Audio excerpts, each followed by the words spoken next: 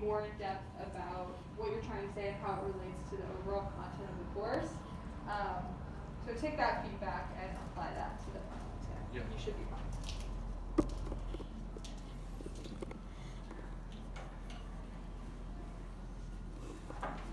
Anything else? I guess, how can we be more specific? Because I thought I was pretty specific on when I answered my questions on the midterm. Because I did relate it, like the readings back to globalization or urbanization.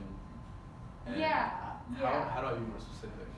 Well, that's a great question. I think that one comes down to probably, I guess, an individual basis. But for most people, they would kind of they argued that like X, Y, and Z leads to globalization, but then didn't really expand on what that meant or what like the implications of that would be.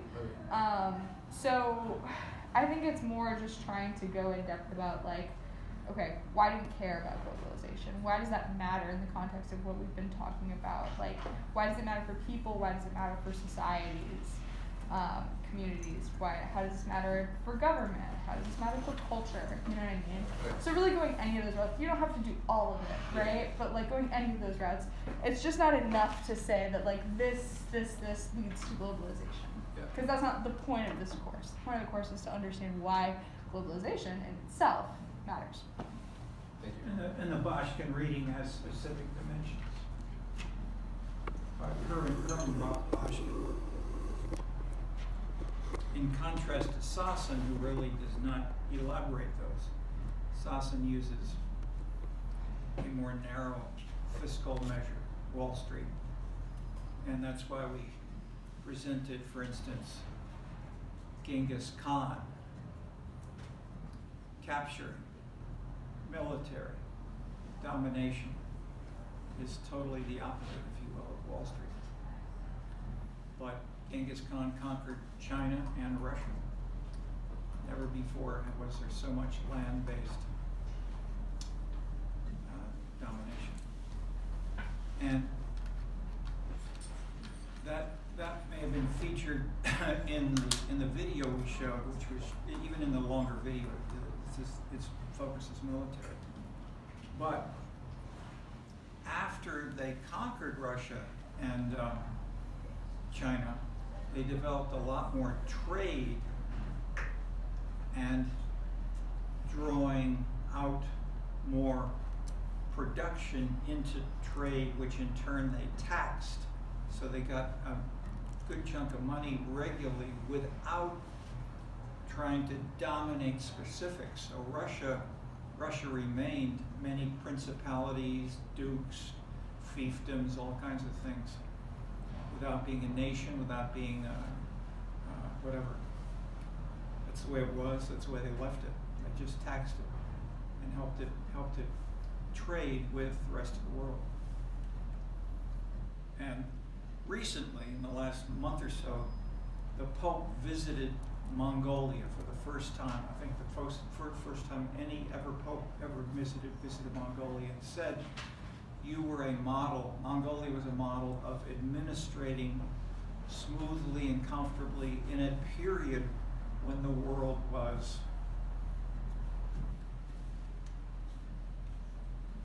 disheveled, whatever." Okay. Question? Would you say that the exam would focus more on the second half of the class or the first half of the class? No. Equally. Equally. Okay. Second half of the class is 2 weeks. Yeah. So does that mean that we're going to see like questions that are very similar to questions that we saw in the midterm? That's exactly what she said. That's exactly what we've said repeatedly. Yeah, in terms of the structure of it, yes. I mean, like in terms of content, in terms of content, the exam is going to give you opportunities to tell us what you have learned throughout the course. So if you feel like you have a better understanding of the first half of the course or the second half of the course, then it really will come down to you and what you know. But we will consider, there will be an opportunity for you to say whatever on the exam, and we're going to weigh each half of the course equally. Yeah. So we're not looking for you to say something specifically like, oh, this is what I've learned in the past 2 weeks, but just in the course as a whole. Mm-hmm. Yes.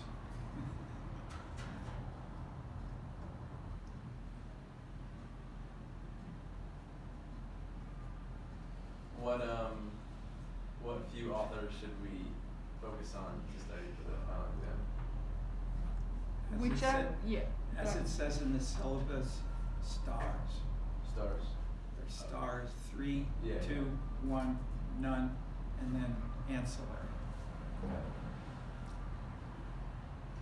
In the same way as with the midterm exam, I would really start by looking at the syllabus, because the syllabus is in depth on, you know, why we're looking at all of the readings that we're looking at. So start by just reading through the full syllabus, seeing the big picture of that, and then going more in depth on the things that you find like either most interesting or most pertinent or whatever. But hopefully you've all already done all of the readings, and maybe you've taken notes and watched the class videos, so I think you should be fine. Right. Reading includes the text, not just the list of books and readings. The text, we spent 1 year writing that out. All those boxes and arrows, the causes. This is a messy field of global processes. We tried to sharpen it up and to focus on sections, and the whole focus of the course is drastically different. If you took a course called Globalization with Saskia Sassen, it would not do at all what we do in this course. Why not? The course focuses more on how like local politics interact with globalization, how they like Just a little slower. Political politics meaning what? National governments? I was talking about local politics. Local politics. Okay. But say a little bit more. Like how like civic organization builds up trust in small communities, which builds up trust in the government overall. How like our country is based on something that's built from the bottom up versus other countries. Like the example that you gave in the first part about how like why Lipset said socialism wouldn't work in America is because we are built from the bottom up, and that's like centralized democracy, top down. It's just like how global and local forces interact with each other. Okay. All that is great. I would stress, but then contrast with Sassen. Sassen talks more about like how she only talks about globalization as like where her big thing is globalization creates inequality, and she doesn't really talk about like localities differences, and she only talks about 5 global cities instead of like Boston. How many? Like 5. Or doesn't she say Frankfurt and Paris also like are a smaller? A little level? bit, but it's really one book around one city, which is New York. Yeah. She has a little bit on London and Tokyo, and when she published this about London, a guy came out and published a paper, said why Sassen is wrong, and it was all about London. And if you contrast London, even though London is not a strong welfare state like the French or the Scandinavians, it was a bit more than in New York, and that was, the critic argues, substantially undermining the inequality point. And the inequality finding, is it for the nations, for the U.S. nationally? How does she measure inequality for Sassen? Yeah. In the global city, like comparing financial services, like businessmen versus taxi drivers, because the extent of their market has increased through globalization. But is it national or local? It's local. But what's the local part that makes it specifically local? It's just the city. Yeah, but why? or contrast, I talked briefly about other people other people that have studied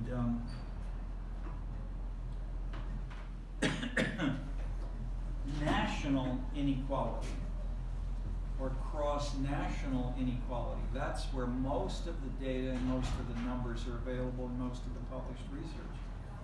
We'll say China, for instance, I'm working on working over things with inequality, including China. China has much more. How does China and the U.S. nationally compare with the U.S. and Western Europe in terms of inequality? More, same, or less? It's a communist society. Equality is the foundation of the Little Red Book, coming from Marx and Lenin. There's more inequality in China today than in the U.S. or Western Europe. Even though their ideology is very strong, but the actual incomes, the low people are really low and the high people are really high, more than in the U.S. You don't read about that in the New York Times. So that's national. So what she focuses on and why is it important? Why is, let's say, New York, which is her critical case, different from, let's say, a farm, local, regional center in the U.S.? And so, yeah, go ahead. The highs are a lot higher in New York versus that farm center where the highs are pretty, the ceiling is not that high. Yeah, okay, you said that before. Question is why? Why and how that dynamic works? Because those like financial actors. See, you're asking for more detail. See, he's not answering my question. I'm pressing 5 times. He still hasn't gotten to it yet. You see the difference? Okay. What I was going to say is that those financial actors have access to a larger extent of the market than those other ones. Okay, here we go. But okay, who can elaborate what that means and why is that important? You answer? Why there's a larger extent to the market? What was the? How? Yeah. Let's leave it with you. You got your paper in front of you. Time is clicking. How can you elaborate and answer the general? What's the general question? Yeah, can you go back to the general question? Huh? Can you go back to that? Okay. See, you're not listening. You gotta listen. Read. Okay, but listen more closely and think for why and how the other people may are asking. I mean, I asked a question to everybody. You didn't answer. He's the only person who raised his hand. He's not getting to he's getting close. But what did you catch his last sentence? I think the extent of the market. Okay, there we go. Okay, that's a little different, and that's better. The extent of the market, and why is that a little better? Than his words were almost the same, but what's the difference? Why is the extent of the market better than the way he phrased it? Yeah. Because they focus on the market at hand versus it focuses on how broad the market is. Yes, but that's the same thing. Those specific words, as I pointed out in discussion that week, those were the words of Adam Smith. Yeah. It's a hugely central concept for Adam Smith. The wealth of nations. Why are some nations more wealthy? He talks about the division of labor, and then the extent of the market is how well they're able to divide that labor and how much production they're able to get done, depending on the extent of the market. Okay, that's good. And why is that important for the local part? Why are local and nations different in terms of? Because some nations are smaller, so they're probably not as productive. Yeah, and when larger nations are more. No, but we're not talking. Well, I didn't ask about the size of nation. I said local versus national.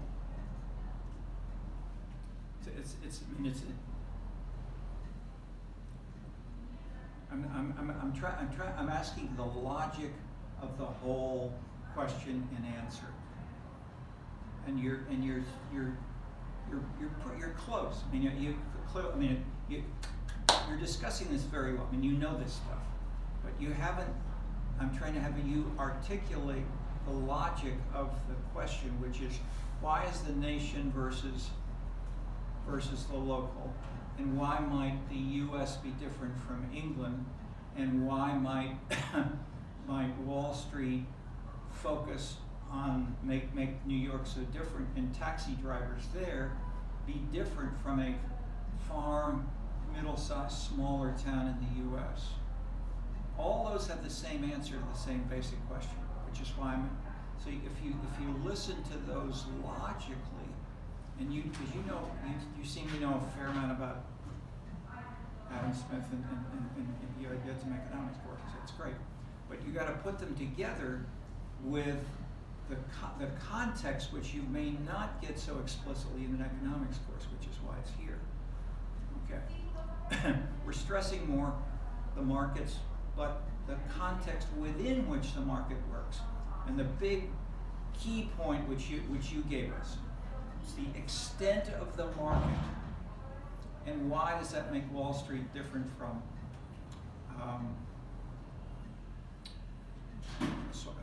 a small middle-sized town in Ohio? It's the extent of the market, but what are the implications for Sassen? And with inequality. So Sassen's, we know, Antonio, you more or less know the answer. I'm trying to draw in somebody else. Who else can talk about this instead of these two guys? What do you have any thoughts? Well, I know Sassen talked about like agglomeration economies and how there's a lot more like linkages within global cities, and how like the fact that they're all like close in like distance helps a lot with sort of like the extent of the market. Okay, I mean that's you've added one new point, which is there in Sassen, which is good to bring in. When she says agglomeration of people being nearby, how does that fit with the general point about the extent of the market?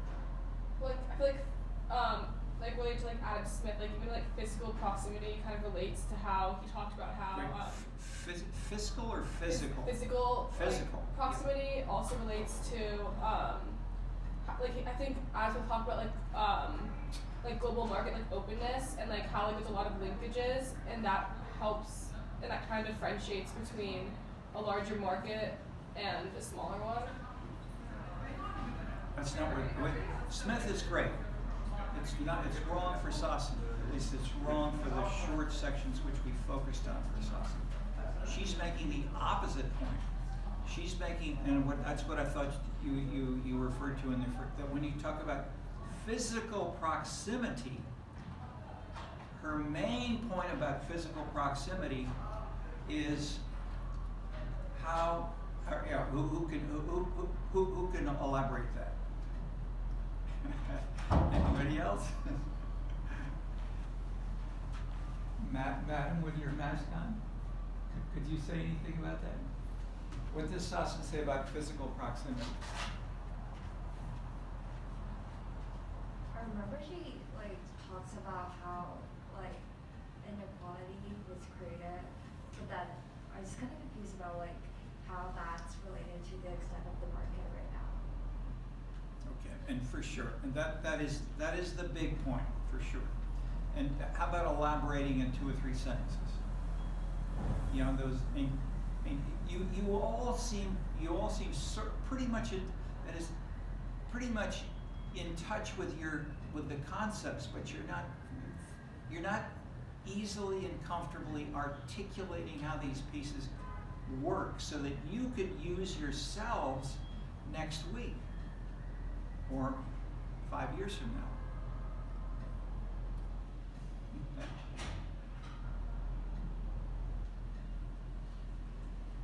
And it shows in how you write the exam.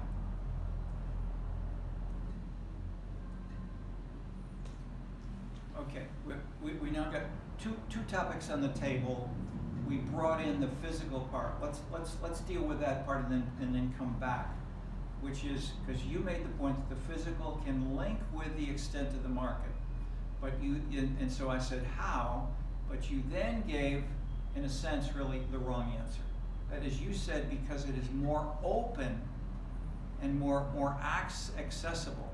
Whereas what she says is the physical part for Sassen is not is not the difference between Houston and Tokyo and Rio. That's not her point there. Her point about the physical proximity means that people are across the street. That they can physically see them in person and talk with whom. This is another more general point. That is, what kinds of industries agglomerate or combine that make for a bigger extent of the market?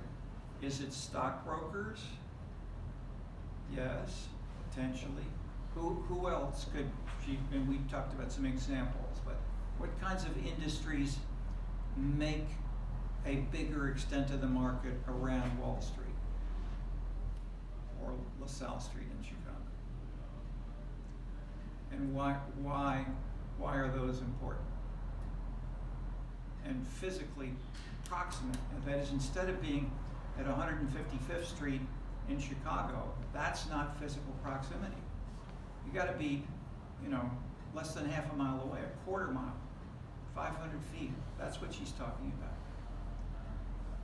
And what that means, she's using in this part of her analysis, she's using things that come back to the 18th and the 17th centuries, before the telephone, before the fax machine, before the internet. Then, if you wanted to talk to people and negotiate, you had to see them in person. The trade, the futures market in Chicago until 30 years ago was a person-to-person. People would say, I'll hold up, I'll bid this amount and you sell it that amount, and then they'd sell it. You had to be right there in the same room to be in the market. But the simple point is I brought in a type of industry. These are types of firms that are called what? Certain kinds of services. Okay. Financial consulting services? Yes, but that's not the general label for all of them, which she uses. Yes? She says high-level services? High-level services? High level? No. The key concept, the word in this sense is important. She didn't invent it. It's a standard term used in economics and in accounting. It's called producer services. What does that mean? It sounds just like what it sounds like, but how does it fit with these other points which we haven't yet, you have not yet connected in ways that these things make sense? How do the producer services part of this work? And so yes, it's fiscal, but what about the fiscal? Who's fiscal? Whose money? And what makes it a producer service? You mentioned finance, but what does a bank do in that sense? And let me add critically, what kind of bank or what kind of banking within a big bank? Is it people who walk in and say, I give you $75, please put the $75 in my account, I'll take out $50 cash. Is that what she's talking about? She's talking more about like investment banking, things like that, were like capital production. But yes, but that's too loose. The question is, how does the name producer service have meaning, importance that lie behind my question? Which is critical to see.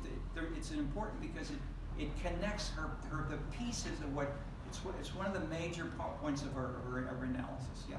I remember she was talking about how smaller firms transition into market, so I guess they were the producer firm. No, that's not it. Size is irrelevant for this, yeah. It's more like business-to-business operations. That's what we want. That's a producer service.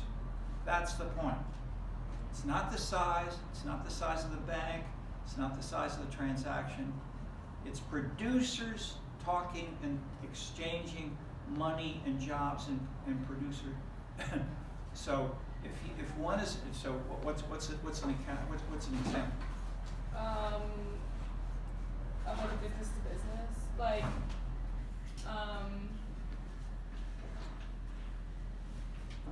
if one company is like doing the accounting for another company. Yes. Yeah, go ahead. Then they're gonna need like the information from one company. Maybe they're gonna need a middleman or something.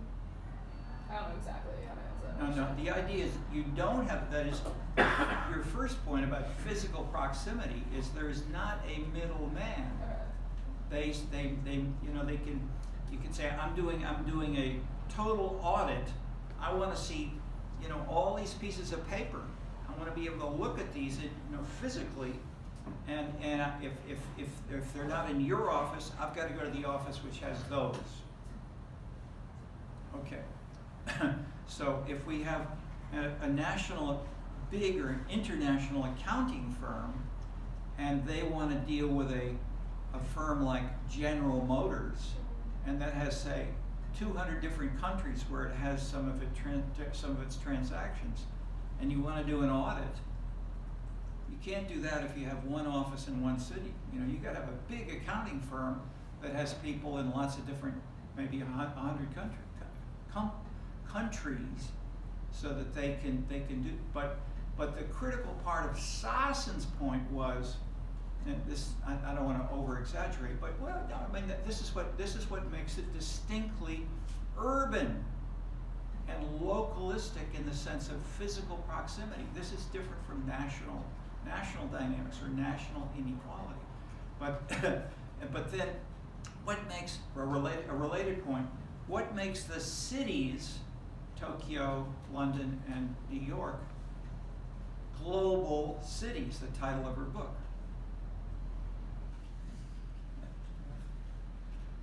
Okay.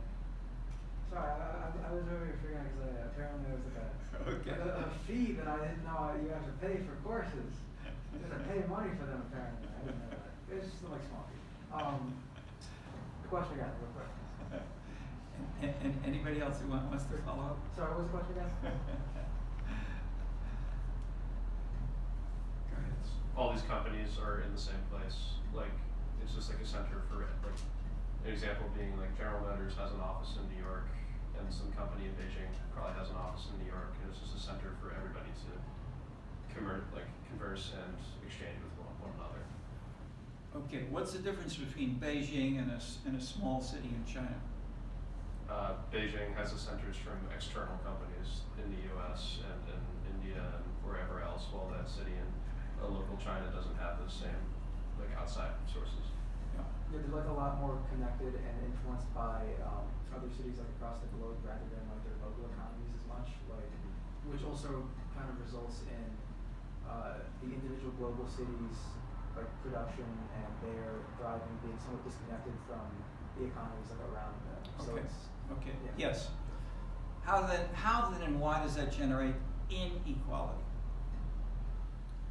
And is it across China? I mean, I gave you the national result for China. Is that why China has inequality? I was gonna say it kind of creates inequality because different cities emerge to the top in the hierarchy that she talks about, with the urban hierarchy.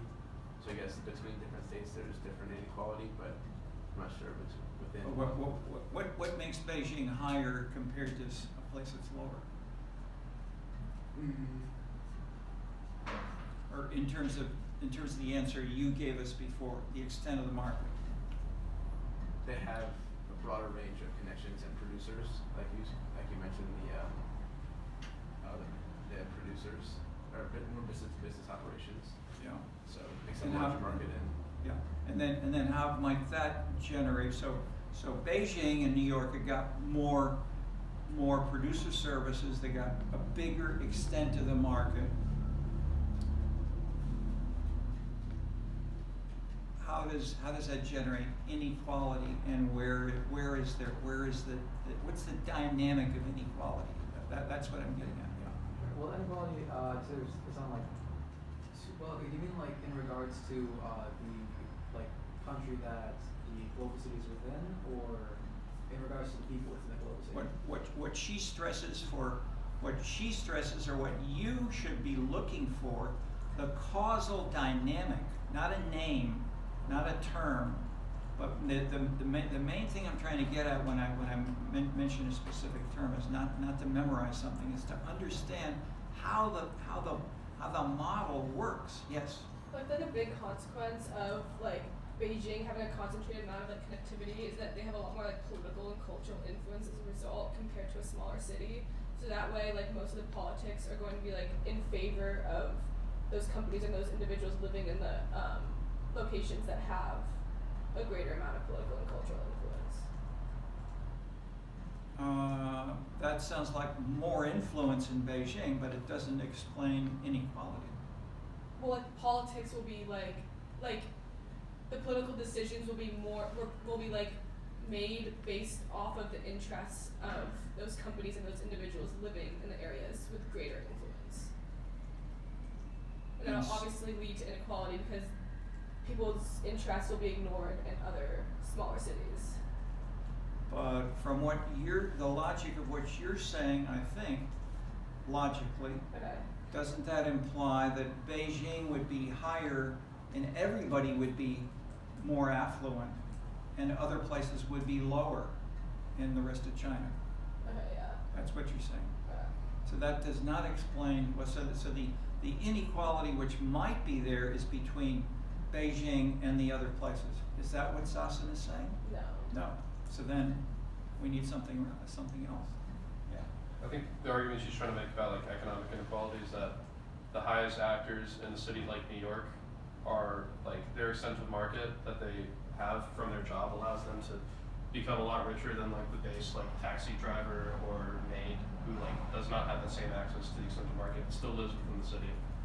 Yes. Yeah. Okay. This is the big point. Let's someone else try to restate what he said. Let's draw this out. This is critical because none of you could get this for 10 minutes. Yeah. Sure. A lot of the features of like the global city requires. Yeah, well, just speak a little more slowly. Sorry. Because a lot of the features of the global city. Features. Okay. Features require a lot of like lower trained work that is paid a lot less. Then you have a lot of that. But what is that? What's the feature that led to that? I mean, feature's too vague. Well, is the highly trained, highly skilled workers who are attracted to the global city and thrive in that highly connected environment, who also are attracted by like luxurious shops and whatnot. That wait just a second. Are those points you're making high income, high education, high training? Are those relevant for Sassen's and Smith's argument here? I say so. Yeah. Is that what they say? I think Sassen. You're making it up, but you're wrong. What's wrong with what he's saying? But why isn't high income, high education? In general, you would think, and many people show, and with certain kinds of data, certain kinds of processes, you're right. But in terms of Sassen and Smith's key dynamic, it's wrong. Why is it wrong? That's a good question for the exam. Something like that.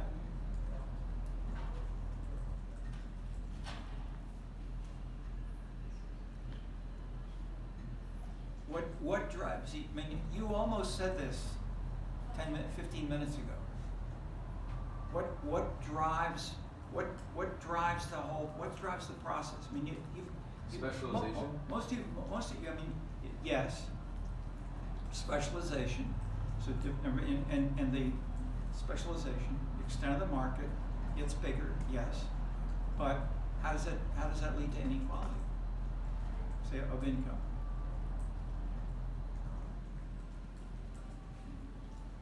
I guess. And he gave us a sort of a quickly stated overview. I'm just trying to have you elaborate what he said briefly. I guess it just creates more of a divide between that high skill. Tell us your name again. Kevin. Kevin. Okay. Kevin. Dave. Kevin had the right answer, but it was quick and brief, and unless you were listening carefully, which is why I'm asking you to follow up, I mean, because it's complicated. And if you know it, you hear what he said. If you're hearing this for the first time, you've missed it, and that's why I'm following up a little bit, because one of you asked a question. How can I be more specific? You're seeing these things are interrelated, and at least the beauty, in contrast to what we're trying for in this class now, and we're frustrated a little bit, we're not getting a nice, clear, simple explanation of how things work.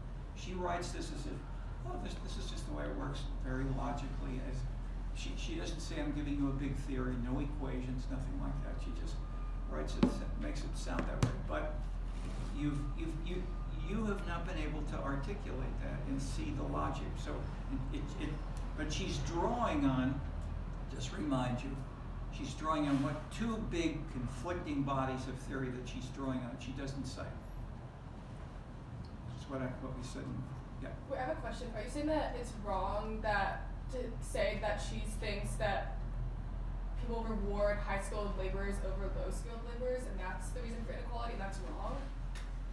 I'm saying yes, that is wrong. Okay. Yeah, and we haven't gotten to that yet. I'm building up, but the logic of what I'm trying to do. I'm trying to go through this in enough detail in what you've already some of you have had a couple of economics courses. It shows, and that's great. But you're not using it thoughtfully, as creative and good economists as you should.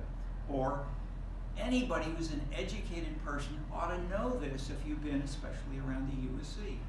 Even if you've never had an economics course, okay. So, but especially if you've now read Sassen, you've read a little bit of Smith, you're not yet comfortable. One of you two guys are pretty much there, but you're having trouble putting the pieces. You're not putting all these pieces together clearly yet. Although Ken is doing a pretty darn good job. I'm just trying to help you be able to lay it out a little more clearly and explicitly. Okay, so we still got two pieces of two questions are on the table in the air. Where do we get to inequality? And lose that. And second, what's the big theoretical, the two theoretical backgrounds that Sassen is drawing on? So you can see that and use that more explicitly, because she doesn't. I've said this several times. You all should know this by now. Number one, she's using Adam Smith. And her general point, the greater the extent of the market, the more the affluence. That's right out of Smith. Nothing new from Sassen on that. This is classic neoclassical economics. Okay, it's critical. It's very important, and it's a driver. But what she then does, and I'll add in passing, the economists here, when you say Sassen is talking about globalization, that's a new big word. That doesn't mean anything. It's simply the extent of the market. We know this for hundreds of years. That's the reaction of most of the economists here. Nothing original here. But if we look specifically at some things that she gets to, like the inequality point, that's original. Okay, why is that original? Because she adds something else to Adam Smith's part. Okay, what's the big other line of analysis for globalization is Marx and Lenin, and then contemporary neo-Marxists. And they focus on inequality is bad. Not just bad, but it's the driver of history. That the conflict between class conflicts is what feudalism gets thrown over, because the people, the peasants run away, they go to the cities, and the cities are building up little economies, and then they become big economies, and then capitalism transforms the farmers. Then the capitalists get larger in number, and it's industrial, and then industrial gets bigger, and then they get more successful, and then that gets thrown over by post-industrial. Then we get toward socialism, and then we get to communism. Okay, the drivers of these are conflicts, social groups and classes, proletarians, farmers, etc., capitalists, and the like. And so Sassen uses that kind of personal class conflict to talk about inequality. Okay, so she uses this neo-Marxist labeling, and that's what people on the left love about Sassen. And she has a partial leftist background as well, but she combines these things. That's what makes it creative. Okay, so so we have in Beijing, as you have all said, Beijing and New York, we got more money, more talented people, more high education. Not for everybody. The question is, where and how do some of those talented people, if some of those people get paid more than other talented people, where and why are they paid more? So I'm coming back to you. You put it forth as if it's obvious. If they have higher income and education, for sure they get paid. No. What's the driver which leads to the pay? Anybody else for 30 seconds? Nobody has a clue. Yeah. Okay. Now here we go. Tell us.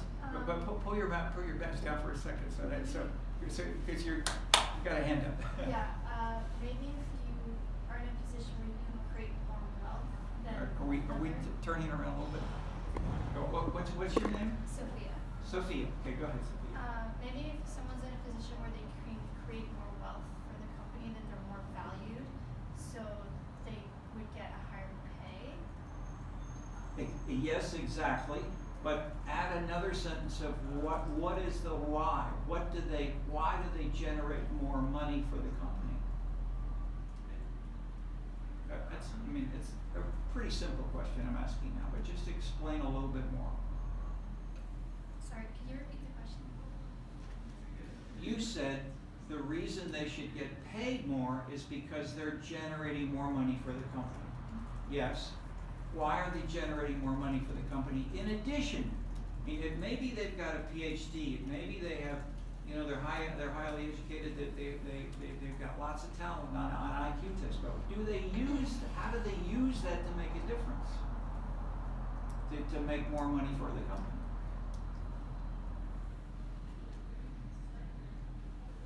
I'm asking, how does Sassen stress? It's not in general. It's a very specific question for Sassen's logic. Yeah. Isn't the extent of the market on like a globalized scale? Yes. There we go. And so in terms of the one person, one company, Joe, why don't you fill that in? Sure. In terms of like the single person in a company, they can just in the context of a global city, they're significantly more connected to all the other cities, and then can how are they more connected to the other cities? That's a fair question, actually. I don't know. They just kind of are. I'm not exactly certain, to be honest. But admittedly, I just kind of took that for granted as part of a quality of being in a global city.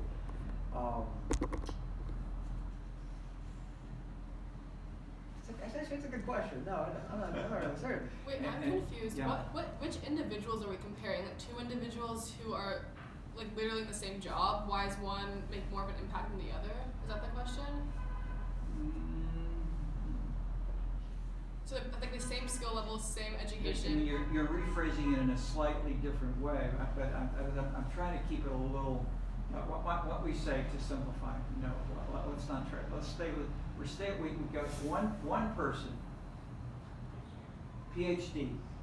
He's working in a company. You haven't named a name or a type, but we say but we've got the idea of Antonio, right?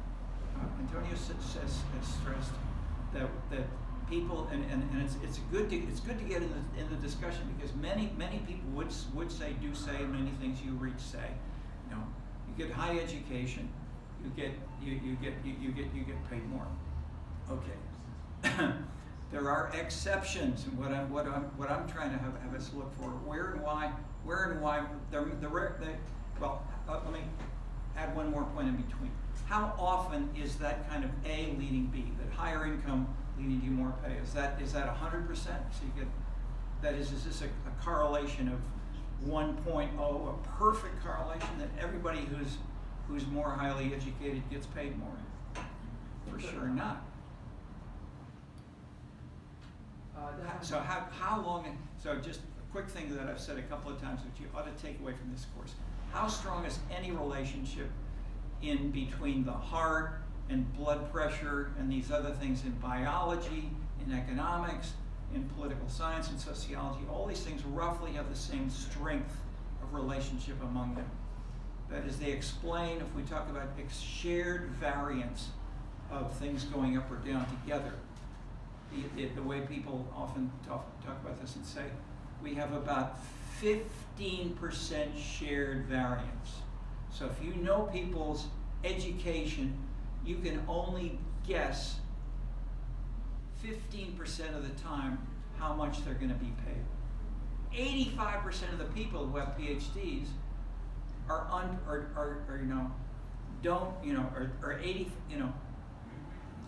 many people with high, especially if we have a high continuous measure like PhDs, as you can almost see, PhDs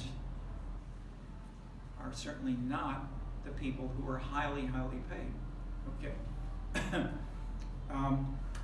So what makes them working in one company, or what makes these highly educated, talented people get paid more or less wherever they're working, in terms of Sassen's analysis, and let's say they're working around Wall Street somehow?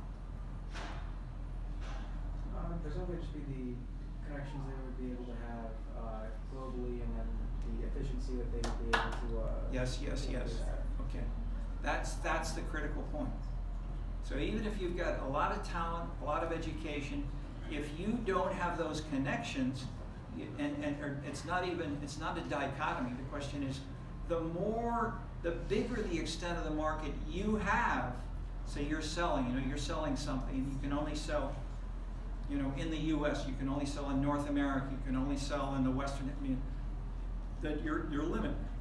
If you can sell in the entire world, and you're selling, whatever product is something you're selling through Amazon or whatever, you can reach more, you can sell more, and you can make more money. That's the simple idea of Sassen, which is a simple idea straight from Adam Smith. But you've had trouble linking the specific pieces. That is, and so in general, people who have more education, but that is 15% is an increase, or 15% is shared. Okay, so these are, with answer well done. Now that we put these pieces together, we still haven't answered the question of why the global city part. Well, no, maybe we touched on almost everything now. Is anything I forgot that you were gonna answer? Okay, all right. We spent a lot of time just on this, but it's important. I mean, that these are. This is probably the best single source to spend this kind of time on, because it links all the pieces of the book, this course and the different sections of the course, and yet what this course does is different often from Sassen, and the big difference is she tends to think nationally and internationally, and she thinks of the extent of the market, whereas what we are adding is the second half of the course, and its name, global local politics. And politics is often more local, and many people, especially the Irish Catholic Boston politicians, have famously said all politics are local. in the sense that there's an exchange of classic private goods. You get better off, I get better off, we make more money between you and me. It has nothing to do with an extent of the market. It's just those two people who know each other and have a clear. Okay, so the politics is often more local, but if we get to the local politics part, this course is structured around the sections of what is normally part of an urban politics course. But the difference is we look at how it changes in conjunction with globalization. And that's changing fast now around the entire world. And so it's mucking up people like Ed Burke, who lost his case. I mean, he did the same thing he's done in Chicago for his 50, 60 years in the city council. He's made a lot of money for his law firm and so forth. And he's indicted. I don't think we have a term, but he's probably going to go to jail for a while. Most of all, his reputation is destroyed. He was the most fiscally important political figure in Chicago for decades. He was chairman of the finance committee of the city council. Had all the problems of all the employees whose pensions were not being paid for. He managed to get the council to say, let's seriously raise property taxes in Chicago, and the state had to do the state. And they both hugely increased property taxes in the state and the city. Very difficult. And Burke said, why don't we do it? And they did it. Okay. But that is, the mayor, 3 years before, in the first term of Rahm Emanuel, he had a battle over schools, and he basically, I would say, he lost. And he lost a lot of votes and a lot of support by simply backing good schools, better schools. Bad schools, we'll close them down. So they closed down a dozen or so schools, and it exploded on him. He didn't realize the localness of those neighborhoods and those neighbors who wanted their kids to go to those schools really wanted neighborliness and localism. And there's a conflict between having higher quality education and maybe going to a further school away. And that blew up on him. And so the school teachers union president probably would have run for mayor, except she had I think cancer, and so she didn't run. So Rahm Emanuel managed in a runoff, managed to become second-term mayor, and then in the second term he had to deal with the pensions. So he said, okay, I'm not going to follow that. I made a mistake. I said, I want to do this because I'm Jewish, I'm poor, and we wanted to do better, and we wanted to let other kids in Chicago do better like the way we did as well, and that can only happen if they've got good schools in Chicago. So he felt emotionally, he was very committed to it, and a very personal basis. How does that deal with neighbors and the community of Hyde Park versus Bronzeville and etc.? It ignores the neighborhood, and that blew up in his face. So he said, okay, I'll turn it over to the city council. We've got 50 aldermen. They can deal with the neighbors. Ed Burke, he knew how to do it. He handled it. And they took it back to the individual aldermen. They discussed it one by one, and they dramatically increased property taxes. That's the opposite of what we're supposed to be in the middle of a taxpayers' revolt. Okay, so big difference. So the local and the local. So I won't try to summarize the whole course, because what we've done in each week is to go through a different set of dynamics of what makes these local processes work. Just as we have today, most of this session, we're talking about how does Sassen say it works, and what does Sassen say about politics in her whole book? This book, other books she says other things, but in this book, what she say about what did you learn or what did she say about politics? We didn't read the whole thing, but even if you had read every single page, what would you have found about politics? Zero. There's no politics in the book.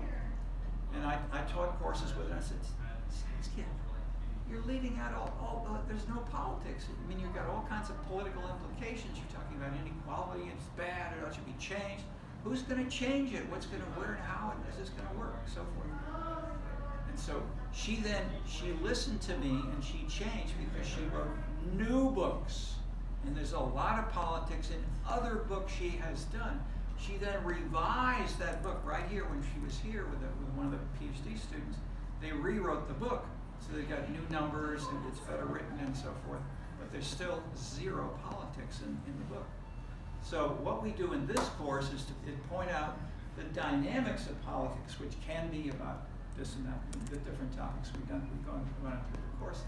Political parties, Tocqueville's participation, civic groups, ethnicity, all these things are there, but she doesn't talk about this at all. And so what this course has done is to join these two literatures, and that's what, so I'm trying to make this explicit so that you can then use or see when you meet people in the future. You read the news, but you also are working people. For instance, how much should we pay? I mean, imagine you're the director of and 20 years from now you're the head of a corporation, and you want to work, with how much salary are we going to pay these two other people? They all are. I mean, they're all smart. They're all well educated, but should they be paid the same amount? And how do you evaluate them? And if Sassen's at your shoulder, it is, So you now you should be able to comfortably at least say, here's what, if Sassen were here, we ought to pay them more because they're bringing in more money. They're bringing in more money because there's a bigger extent of the market that she is capturing us to deal. We're advertising, we're building contacts, and we can build contacts by knocking across, going down one flight of our same, one flight of stairs in our same building, and maybe there we've got Pete Marwick Mitchell accounting firm, and we've got a stock brokerage or a Citibank.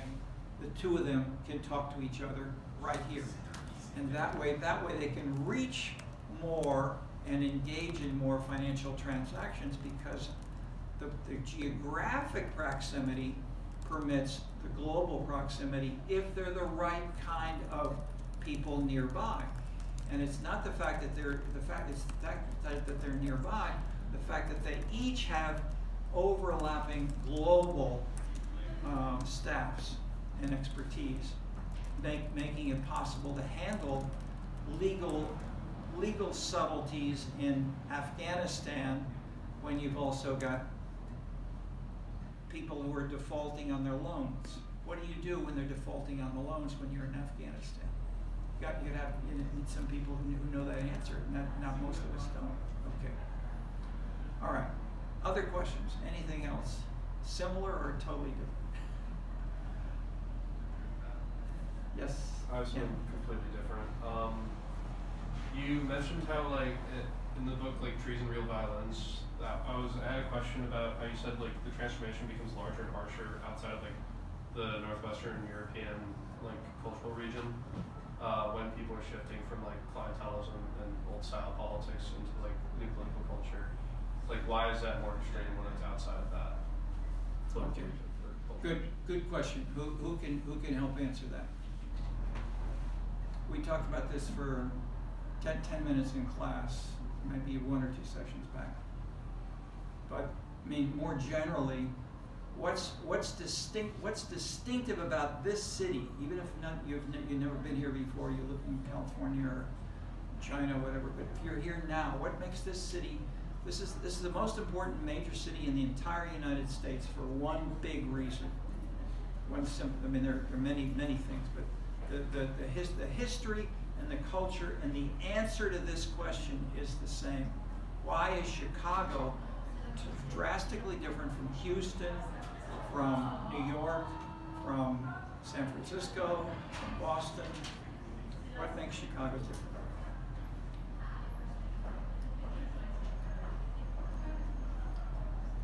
One way that we show this, which is in the Scenescapes book, and I think I had it on the board. I showed you quickly.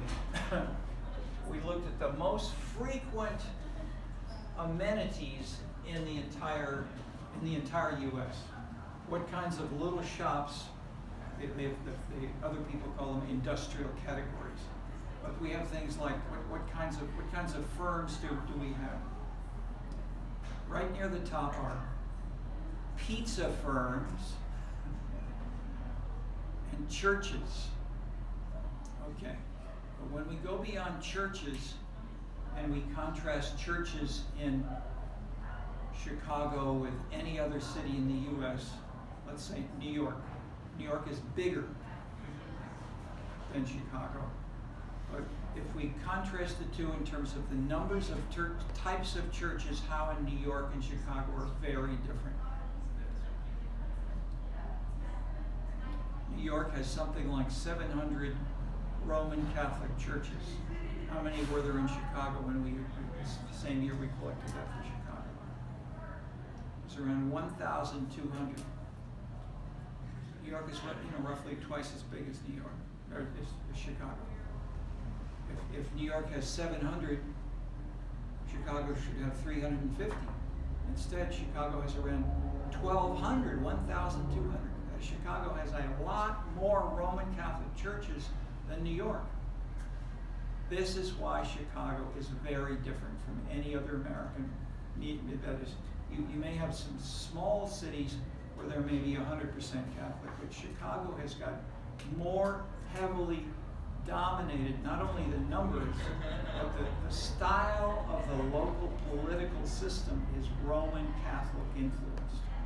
And at the lead are Irish Catholics, who are dominant as precinct captains, as ward aldermen, in the past as aldermen, and staffing in police and fire departments, for instance.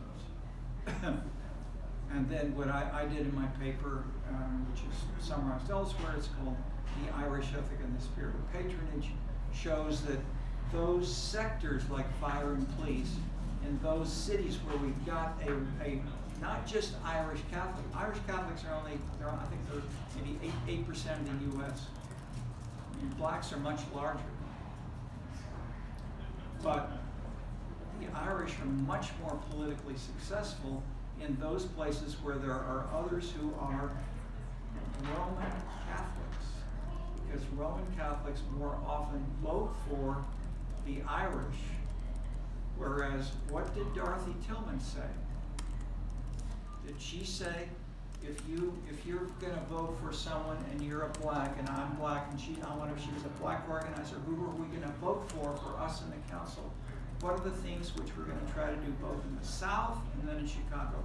What she said again and again, right at the beginning, strongly and forcefully. If you had to choose, one key word, the most important single word, which is repeated by many others, but she did.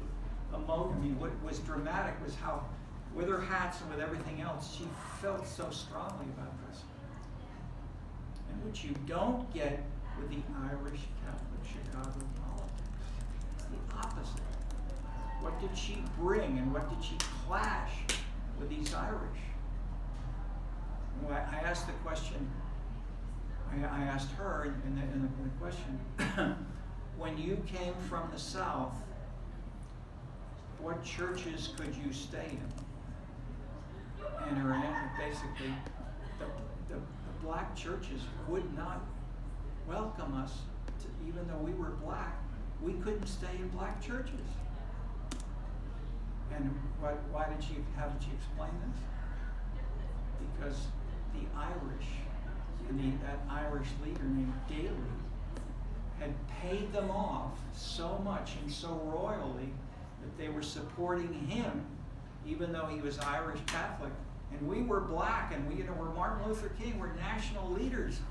We passed national civil rights legislation, and we couldn't get a bed to stay in the church the way we did all over the South.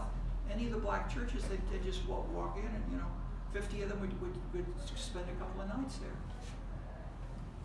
But so her answer was, the difference is justice, justice, justice. Did the Irish say that? No. That's the political culture that I wanted you to see and feel, not just hear it. Justice. Justice! Okay. That's the politics of justice. Where it did it come from Africa? Where did it come from, and where did that term or that concept come that we've talked about, comparing people globally around the world? Yes. Northwestern Europe. Yes. But that's too general. Ireland. Wait a minute. So you're saying the Irish were more using the term justice? No. Less. Okay. Yeah. Therefore, who's using it more? The English. Some English. Which English?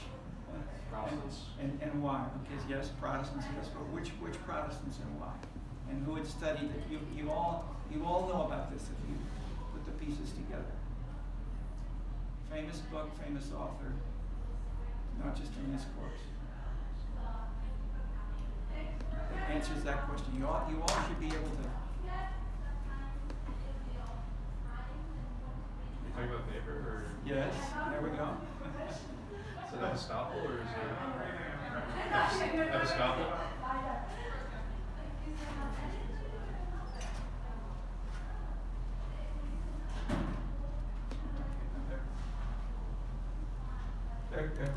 They're leading. So, Weber's book called Protestant Ethic?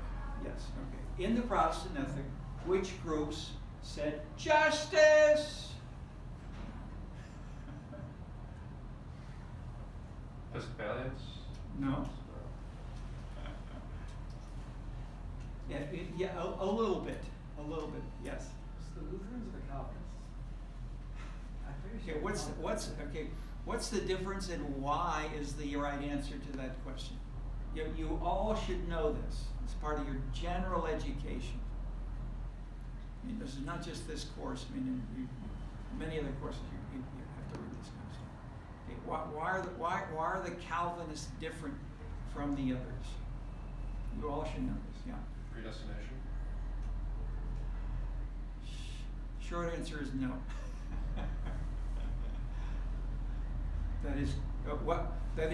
This is Weber's answer is, why did industrial modernization, the transformation of a huge division of labor, the domination of the world, the colonialization of China or Africa, who led in this process? It wasn't Genghis Khan.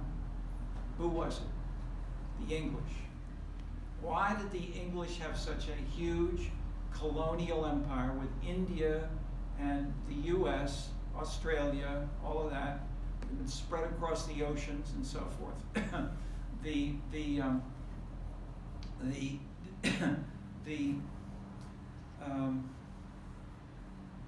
extent of the, well, okay, let me wander, but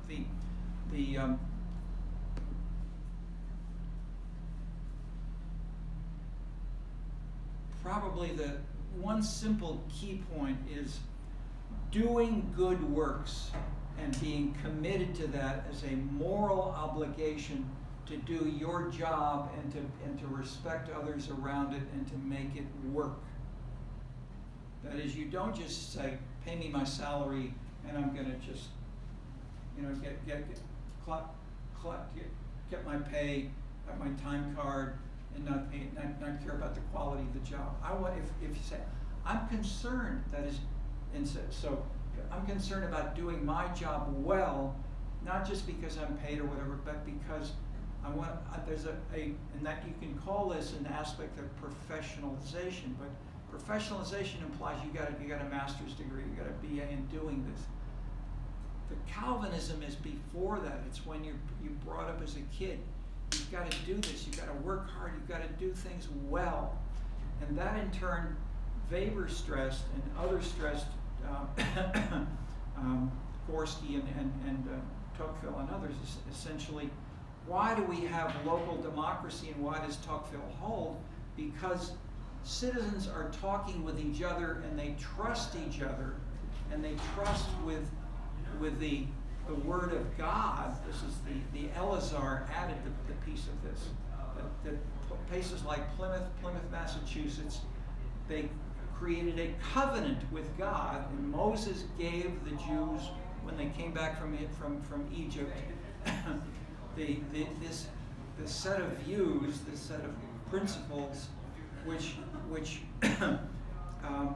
distinctively create a covenant between, as a political and a social set of obligations, says you should do this, and that kind of commitment to being concerned about the concept like the public good, having, not throwing the beer cans on and crashing the bottles where we're running through the street or in a bicycle, and instead some people will pick it up, or at least they don't throw stuff right there.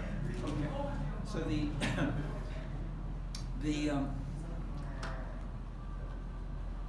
this does not lead to a political system where anybody can be bought or sold or paid off for, which in the extreme version we see aspects of. Elements of this.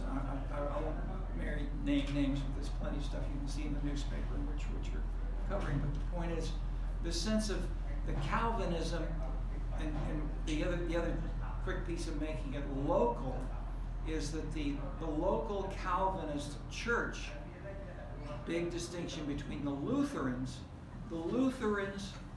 ministers are chosen by the church above, as in the Catholic Church. The Calvinists, the individuals select their leader. The legitimacy comes from the bottom up, and that's the Tocquevillian part, which is strong in the U.S. because we have so many Calvinists who migrated to New England. Is it true in the Wall Street area around New York? No.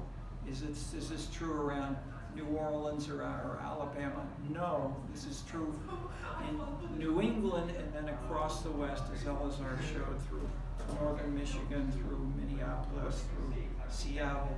This is where the New Englanders migrated west, and they carried this political culture. And the sense which they carry is justice. Okay. Just in our last couple of minutes, I wanted to, sorry, go ahead, me off there, but I wanted to see if there was any last questions about the final exam. Also, just clarifying a little bit, like the point of the exercise that we kind of did in class today, and the point of that discussion was not to like put any of you on the spot or make any of you feel like you don't know what's going on, because we're very confident that you all do know what's going on. But the point of it was to think about, like, okay, if the question is ID, what is the division of labor? We should think, okay, this is the division of labor. I know what it is. Why do I care about that? And then you get to the extent of the market. You think about that. What is that? Why do I care about that? You get to the global city. What is that? Why do I care about it? And you keep doing that until you've either made something that you're very proud of or you run out of time on the exam. And speaking of running out of time on the exam, we want to stress that the essay part of the exam is worth 60%, and the ID questions altogether are worth 40%. So you should sort of use your time wisely in accordance to that grading scheme, because we've noticed that a lot of you on the midterm exam ran out of time for the essay. So try to think about that as you're sort of figuring out how to split your time on the exam. But we're really confident that you're all going to do well, because you all, at least those of you in class, we know that you know a lot. So yeah, any questions? For the terms part of the short answer ones, how much writing are you looking for in those? Just like a basic? We're looking for, and it's tough, right? We're looking for how much. 40% is the simple answer. It's 40% of your grade, right? So try to think about that and divide it between the amount of questions that we'll have you pick. But really, it's enough to sort of get the point across about what is this, who said it, and why does it matter, right? And so I wouldn't go too in depth about like, okay, well, you have to touch on every concept that connects to this, right? But like, as long as you give us something that defines what it is and tells us why it matters, even if it's just like why it matters in your own like opinion, that's good enough. But really do try to focus on the essay, because a lot of people did not focus on the essay last There's time. just one essay on this one also. We just go into more depth. I'm trying to think about that. Professor Clark, is it going to be? Yes. Are we going to? Yeah, well, one essay. Okay. Yeah. Well, we'll give you a couple of topics. Yeah. We will choose some topics. We will give you some topics to choose among, but only one essay. But it should be 60%, and I would say, don't stop if you got extra time. Write more and tell us something about where now that we've spent time on today. That is, a corollary is not just quantity. What we want, ideally, then you get, instead of having a B, you get a B plus. Instead of an A, you get an A plus, whatever. Is show us where and how you can take these ideas and apply them in a totally new context. So we talked about Beijing. Where might there be inequality in Beijing? And or bringing in the non-intuitive result that there's more inequality in China than there is in the U.S. Yeah, and feel free to bring in your own, like, if something happened in your hometown that you feel is relevant, or something happened in the news that you feel is relevant, feel free to bring that in and apply the concepts to real world issues. But don't just say it's different in my town. Period. You're showing where and why the key dynamic, which we spent so much time on today, looking at how those pieces fit together, how it's a machine, why they work together. I mean, and you take one of these pieces out from Sassen, and it falls apart. So as you did, I mean, that was a great example. They should be paid more because they have higher education and talent. Wrong. Okay. All right, is that it? And then just for the submitting the memos, do we submit it on the doc, or should we just email them to you? Just email them to me. But remember, everything should be in one Word file. Yeah. With everything else you're doing, as well as somewhere else. So for the memo summit, like, do you want us to also give you our discussion posts, or can we just leave those on the board and then only You do can our leave memos? those on the board. Okay, so That's I fine. like In the Word document, Oh, as okay. well as on the board. Okay. Everything in one Word document. Okay. Thank you. To both of us. Yeah. Yeah. Okay. Excellent. Good class, good discussion, especially today. So thank you, folks.